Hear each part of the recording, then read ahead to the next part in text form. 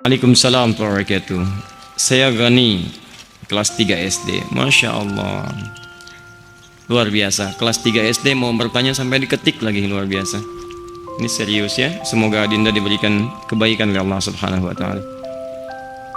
Di sekolah, dalam salat saya diajari salawatnya tidak pakai Sayyidina. Di tempat ngaji saya diajari pakai Sayyidina. Manakah yang betul Ustaz? Dalam sholat iftitahnya ada yang pakai inni wajahtu, ada yang langsung wajahtu. Mana yang betul Ustaz? Baik, apakah inni wajahtu ataukah wajahtu atau yang tidak pakai wajah?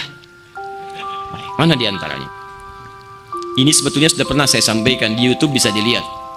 Tentang masalah Sayyidina itu dibagi pada dua bagian. Dua bagian di luar sholat.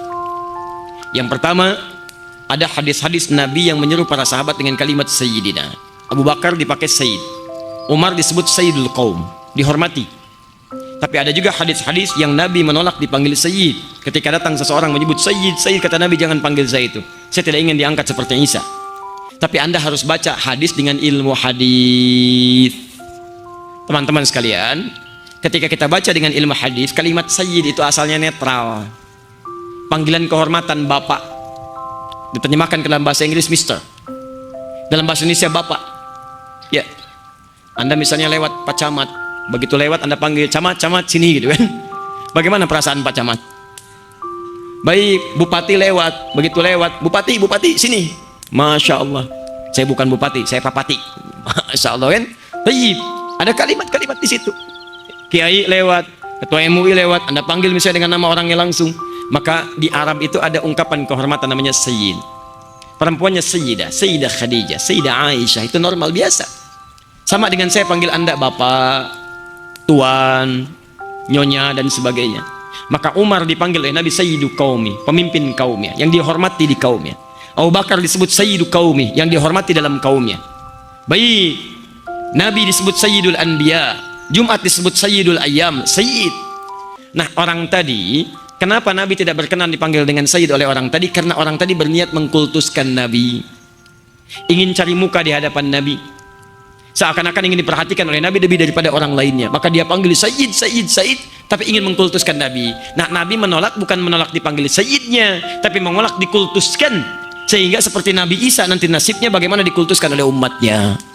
Jadi kalau Anda ingin memanggil kalimat Sayyid dalam konteks untuk kehormatan, itu nggak ada masalah. Saya tinggal di Mekah, bolak-balik juga ke Madinah, beberapa tempat yang lain. Orang Madinah, orang Mekah biasa, Allahumma shalli ala Sayyidina Muhammad. Itu biasa saja.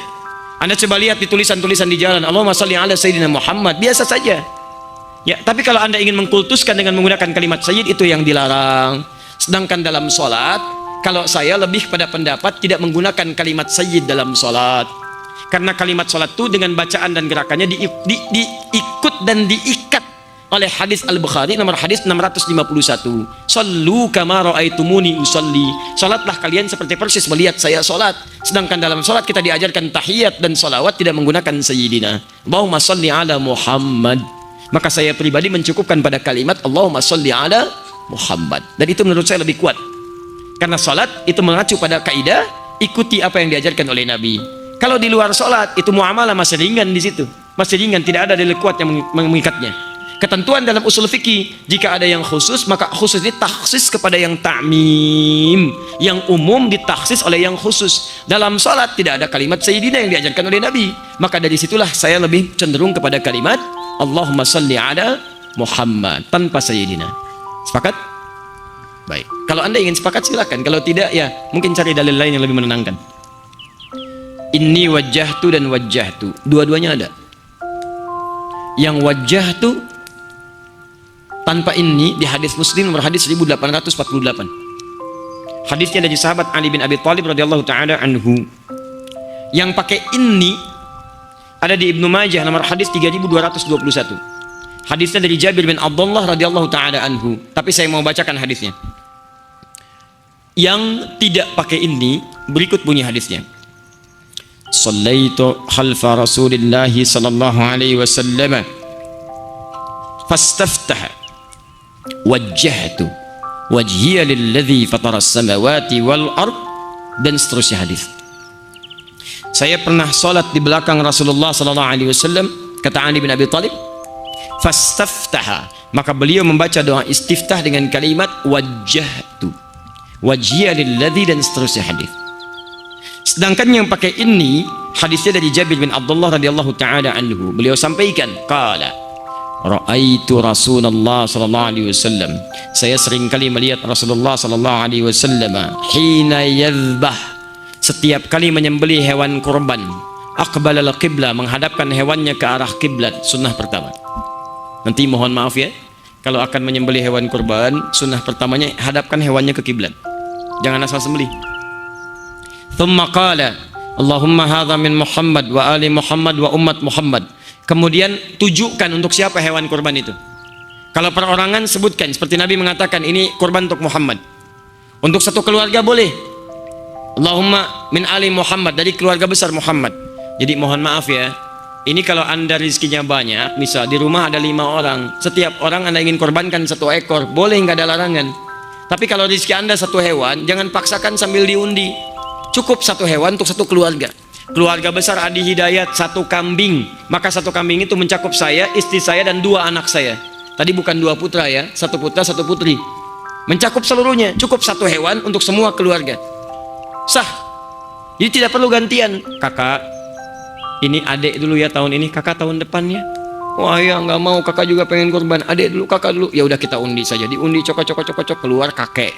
Masya Allah. Kakak tidak, adik tidak, gitu kan? Nggak usah, antum sebutkan aja nama keluarga besarnya, selesai. 3, umat Muhammad.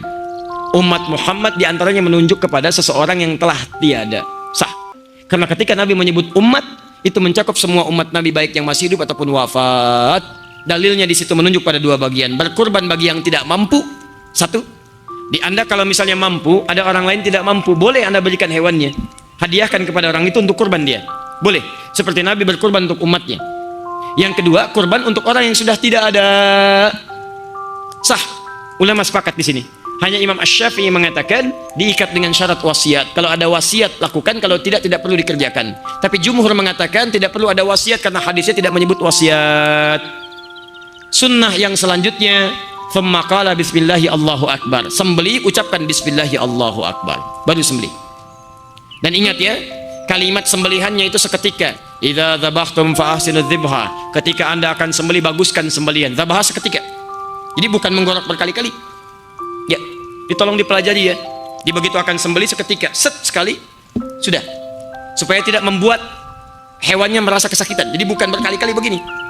Ya, coba dipelajari itu ya, cari urat yang baik. Jadi begitu, kemudian anda sembelih seketika. Makanya kata Nabi, jika anda ingin menyembelih, tajamkan pisaunya, asah. Dan itu pun Masya Allah, saking kasihnya Nabi pada hewan, dikatakan jangan lakukan depan hewannya. Jadi kalau anda ingin mengasah pisau nanti saat kurban, jangan anda majukan hewannya melihat pisaunya diasah. Kandidat selanjutnya, Masya Allah, sambil begini, sabar ya, sabar. Wah, itu salah. 4, begitu selesai anda menghadap kiblat, lalu anda ucapkan, lihat kalimatnya, inni wajjahtu wajhiya lilladzi fataras samawati wal arda, dan seterusnya hadis. Sepanjang penelitian kami dari hadis-hadis yang ada dari sahih sampai dengan palsu, maaf, kalimat inni wajjahtu itu hanya disebutkan dalam 2 hal. 1 bagi yang selesai lontar jumrah menghadap ke kiblat, yang kedua bagi yang selesai menyembelih hewan kurban. Adapun dalam sholat yang kami temukan, kalimat wajah itu tidak menggunakan ini, tapi langsung wajah tuh. Ustadz, apakah boleh menggunakan ini? Kalau kami pribadi berpendapat tidak perlu menggunakan ini, karena sekali lagi kalimat sholat itu diikat dengan petunjuk Nabi, shollu kama ra'aitumuni usolli. Kalaulah kalimat ini bisa digunakan, maka Nabi akan jadi orang pertama yang mempraktekannya. Kalimat ini dihadirkan karena kalimat Nabi Ibrahim pernah mengucapkan itu di Quran surah ke-6 ayat 76 sampai 80. Ketika beliau melihat matahari, melihat bulan, melihat bintang tidak menemukan Allah, maka beliau katakan inni wajjahtu. Tapi itu bukan dalam konteks sholat, dalam pencarian kepada Allah. Jelas ya? Maka kalau anda tanya mana yang paling kuat, saya pribadi berpendapat yang paling kuat yang tidak menggunakan ini. Saya pernah survei mencari kenapa ini pakai ini. Saya cari sampai saya mencari ke kitab-kitabnya teman-teman yang di NU. Saya sampai ke Jawa, Pak. Ya, saya senang menelusuri sesuatu. Jadi kalau ada sesuatu tertulis, saya cari kalau masih bisa ditemukan. Saya lihat ada nasab, saya sampai pergi ke Aceh, ketemu ahli nasab. Saya cross check yang saya hafal ini, apakah ini benar? Beliau katakan, oh ini tidak tepat, yang benar yang ini, yang ini, yang ini. Sampai kita cross check lagi. Dikatakan ada bekas misalnya Wali Songo, saya cari. Oh di bukunya ada begini, kita temukan. Sampai jalan saya Pak. Sampai ke Tuban, sampai ke Lasem, naik ke Pasujudan Sunan Bonang. Sampai kita hitung berapa anak tangganya. Puncaknya namanya Pak Abdul Wahid, kuburannya ada di sini. Kita temukan itu. Yang pertama kali menyebarkan Islam, ya sampai ke daerah Sumatera, sampai kemudian datang ke Jawa. Ada yang dari Mesir namanya Syekh Ahmad Jumadil Kubra. Punya 2 anak. Ya, anak pertamanya namanya Maulana Ishaq. Dari Maulana Ishaq turun kemudian ada Kiai Ahmad Dahlan, ada Kiai Hasimin Asy'ari. Itu nyambung ke Maulana Ishaq dua-duanya. Ya, yang satu lagi Syarif Abdullah. Syarif Abdullah menikah dengan Syarifah Mudaim, melahirkan Syarif Hidayatullah. Jadi Sunan Gunung Jati. Di mana Ahmad Jumadil Kubra sekarang meninggal dunia? Makamnya di mana? Daerah Semarang ke arah Demak. Sampai masjidnya saya ikutin Pak. Jadi kalau Anda mau ke Demak, ini di Semarang, ini arah Demak, ini ada flyover di sini.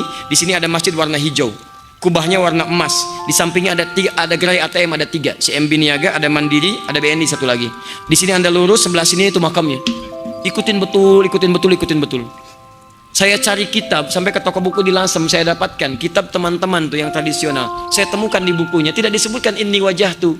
Di kitab lengkapnya disebutkan wajah tuh. Saya telusuri.